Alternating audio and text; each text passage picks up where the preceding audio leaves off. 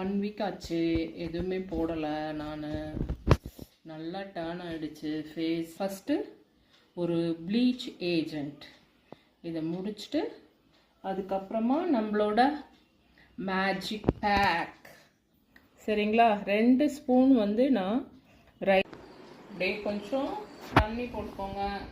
ஃபேஸில் தேய்க்கிற அளவுக்கு, கையில் தேய்க்கிற அளவுக்கு வச்சுக்கோங்க. அப்போ தான் வந்து நம்மளுக்கு ஃப்ளெக்சிபிளாக இருக்கும், நம்ம தேய்க்கிறதுக்கு ஈஸியாக இருக்கும். ஓகேவா? இன்னும் கொஞ்சம் கூட தண்ணி போட்டு மிக்ஸ் பண்ணலாம்.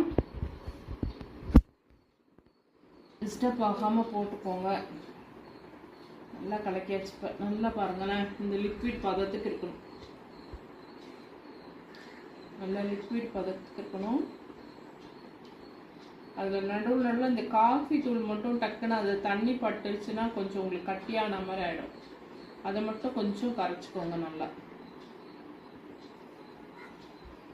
கரைச்சிட்டு இந்த பதம் தோசை மாவை விட கொஞ்சம் லிக்விடாக இருக்கணும். சரியா? எப்பயுமே நீங்கள் அப்பர் ஸ்ட்ரோக் பண்ணுங்க. கழுத்துக்கிட்ட பண்ணுறப்போ வேணா டவுன் ஸ்ட்ரோக் பண்ணலாம். அது இப்படியும் பண்ணலாம், இப்படியும் பண்ணலாம்.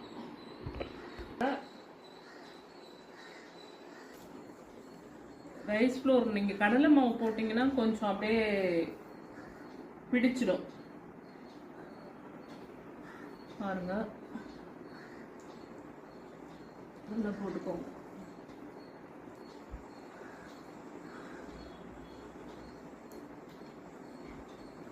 இந்த எட்ஜு ஒயிட் எட்ஜ் வரும் இல்லைங்களா, பொறுக்கிற அளவுக்கு நம்மளுக்கு உறுத்தாம இருக்கும் இல்லையா, அந்த அளவுக்கு நீங்க இந்த எட்ஜு அதெல்லாம் வந்து நீங்க கொஞ்சம் நல்லா ரப் பண்ணுங்க. ஒயிட் எட்ஜு, பிளாக் எட்ஜு, இந்த இடம்லாம் சிலருக்கு வந்து டார்க்காக இருக்கும் இல்லைங்களா, அதுக்கெலாம் கூட இது போயிடும்.